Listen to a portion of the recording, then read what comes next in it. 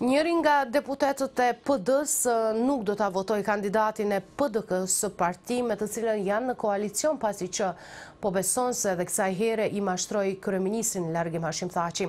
Premtimi i dhënë para zgjedhjeve sipas tij nuk u mbajt pasi që nuk u lejua bartja e Shamis në shkolla as këtë vit. Megjithatë, një kërkesë e tillë shihet e vonshme dhe e paarsyeshme. Partisë Demokratike të Kosovës nuk i ka dalë problem vetëm që të gjejë një partner për t'i krijuar institucionet. Ajo po e ka të vështirë t'i mbajë edhe deputetët e koalicionit të tyre parazgjedhor. Njëri nga ata tash vetëm ka deklaruar se nuk do ta votojë kandidatin e PDK-s për kryetar kuvendi dhe ka paralajmëruar largim nga grupi parlamentar. Deputeti Gzim Kelmendi thotë se këtë veprim e ka marrë pasi që Thaçi nuk e ka mbajtur premtimin edhe gjatë arritjes së marrëveshjes për koalicion parazgjedhor me partinë e Ferit Aganit, se që nga 1 shtator i këtij viti në shkollat e Kosovës do të lejohet bartja e mbulesës islame.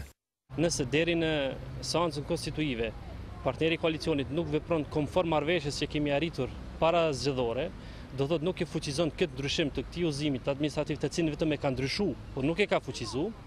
Atëre, unë nuk do të votoj kryeparlamentarin e propozuar nga Partia Demokratike e Kosovës. Ai ka thënë se posedon fotografitë e dokumentit ku u ndryshua udhëzimi administrativ e i nënshkruan nga ministri i Arsimit Rambuja pak para zgjedhjeve të 8 qershorit, të cilën premton ta publikojë më vonë. Gjatë ditës është raportuar se edhe deputetja tjetër e PD-s Labinot Demi Morteze është në të njëjtin qendrim me Kelmendin, mirë po ky i fundit thotë se nuk ka gëzuar për kraje të askujt nga subjekti i tij. Ende nuk kanë dalë me diçka konkrete zyrtar ata. Ky është qëndrimi im personal si deputet dhe si nënkryetari i Partisë së Drejtësisë. Ata nuk kanë diçka konkrete sa i përket votimit të ditës së premte. KTV-ja ka provuar të marrë një qëndrim edhe nga zyrtarët e PDK-s, mirë po askush prej tyre nuk kanë qenë të gatshëm të komentojë këtë punë. Përgjigje nuk kanë pranuar të japin edhe zyrtarët e Ministrisë së Arsimit, të cilët kanë vlerësuar se nuk është momenti të flasin për një temë të tillë. Koavizioni gjithashtu ka kontaktuar edhe kryetarin e Partisë së Drejtësisë Ferit Agani, i cili ka thënë se nuk ka kohë dhe se është i zënë. Ndërkohë, analisti Imer Mushkolaj thotë se mos mbajtja e premtimeve të Thaçit dhe në partnerëve të koalicionit nuk është risi. Sipas tij, edhe në qeverisjen e kaluar, kryeministri nuk e ka mbajtur premtimin në ndarjen e ministrive me AKR-n, partnere koalicionit në qeverinë Thaçi 2. Ndërsa sa i përket kërkesës për lejimin e Shamis në shkolla, ai ka thënë se është e vonshme.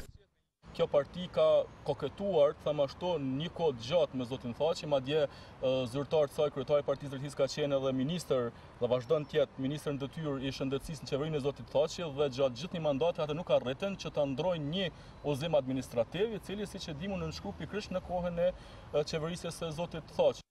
Lejimi i Shamis në shkolla ka qenë kërkesë e vazhdueshme PD-s viteve të fundit, mirë po krerët e shtetit vazhdimisht kanë qenë kundër. Gëzim Kelmendin nuk e përkra partia e tij, këtë e ka konfirmuar vetë Partia e Drejtësisë nëpërmjet një komunikate përshtypje e cila ka rikonfirmuar përkushtimin e saj për vazhdimin e bashkëpunimit brenda koalicionit me PDK-n. Partia e Aganit ende beson se do ta zbatojë programin dhe konceptet e saj përfshirë edhe bartjen e Shamis nga nxënësit e shkollave të ciklit të ulët. PD-ja thotë se vlerëson se shoqëria kosovare ka përjetuar transformim të thellë demokratik kur është në pyetje manifestimi publik i bindjeve fetare të femrave në Kosovë, gjë që e dëshmon fakti se që nga ditët e para të vitit shkollor në 35 komuna të Kosovës, qindra femra me mbulesë vazhduan të vijojnë procesin mosimor në shkollat fillore dhe të mesme të vendit. PD-ja konsideron se deklarata e deputetit Gzim Kelmendi paraqet vetëm qëndrimin e tij personal.